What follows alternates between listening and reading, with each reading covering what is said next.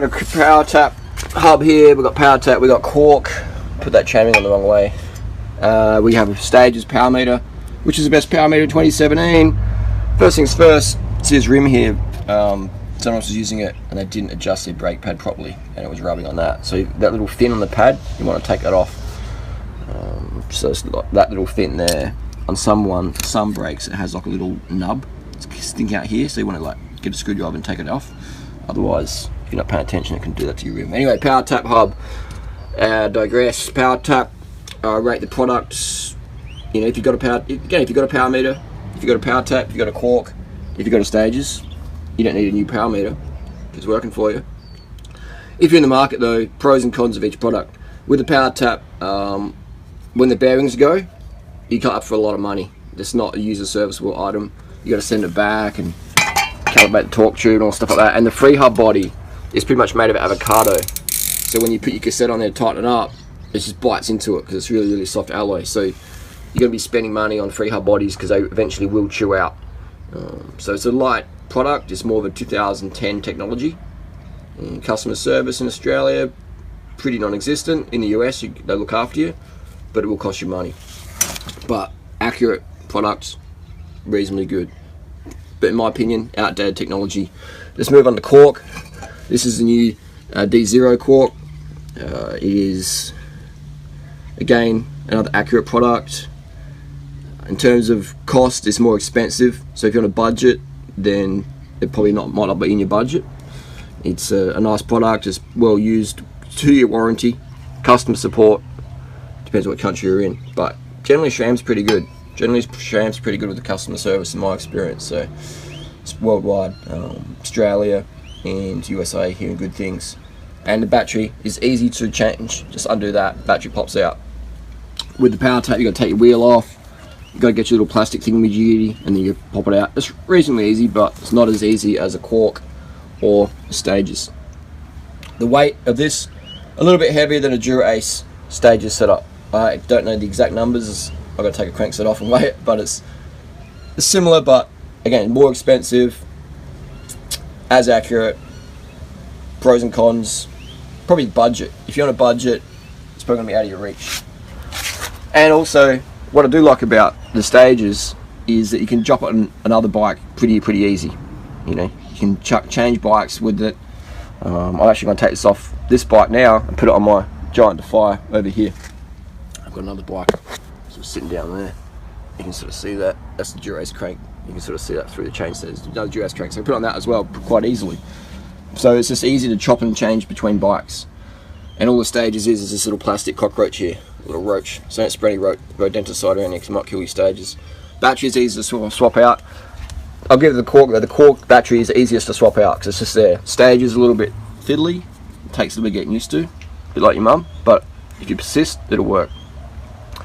And in terms of waterproofness, I've had a Powertap die in the rain on me. I've never had a Stages die. I've had a Stages cut out. I'd come home, take the battery out, let it dry out overnight, put the battery in, maybe firmware update or reset on the phone, use the app, good to go. Let it dry out. If it ever gets wet, let it dry out.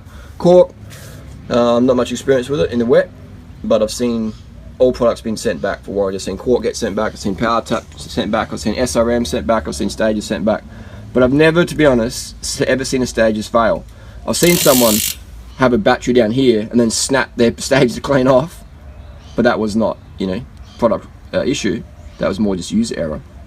But so durability wise, in my experience of the Stages, has lasted me the most. And I haven't seen one fail. I've had a lot of people give me the Stages saying, "Oh, it's broken, it's broken." And I'm like, let's take the battery out, let's look at the gold prongs, let's let it air out overnight. Maybe let's put a bit of sticky tape under the battery so it pushes in better, so it picks it up. Let's see what Garmin you're using, let's update the firmware. And I hadn't seen a Stages fail yet, other than the one with the shot snapped off. But again, it wasn't a failure. But Powertap, I've seen them die, bearings wear out, free hub bodies chew. Not much can really go wrong on a Quarq, nothing can really wear out. But that's my issue with the Powertap, is the bearings will wear out, the free hub body will wear out. And then you sort of, if you're in Australia, the customer service is pretty non-existent. I've had 3 Powertaps pop on me. I've taken them back to when I've been to the US and got them serviced. So I've spent probably about $3,000 on Powertap product since 2009, and so yeah. But pros and cons, each product, it's personal preference. They all work great. They all work. None of them are bad. None of them are bad. You know, you read different things on the internet. But in terms of lightweight, Stage is going to be lightest, cheapest. If you're wanting left-right, then your Quarq. If you're wanting hub measurement, then it's your Powertap. But again, in my opinion, it doesn't really matter. It doesn't really matter. But we are blessed with choices in 2017 of power meter options, and it can be quite confusing. I do rate the Stages because it's a product I know the best. But again, they all work. So if you've got a Stages, if you've got a Powertap, if you've got a Quarq or an SRM and it's working for you, keep it. Buying another power meter isn't going to make it any faster. But if you don't have a power meter, I definitely recommend getting one. Any questions? Hit me up down below.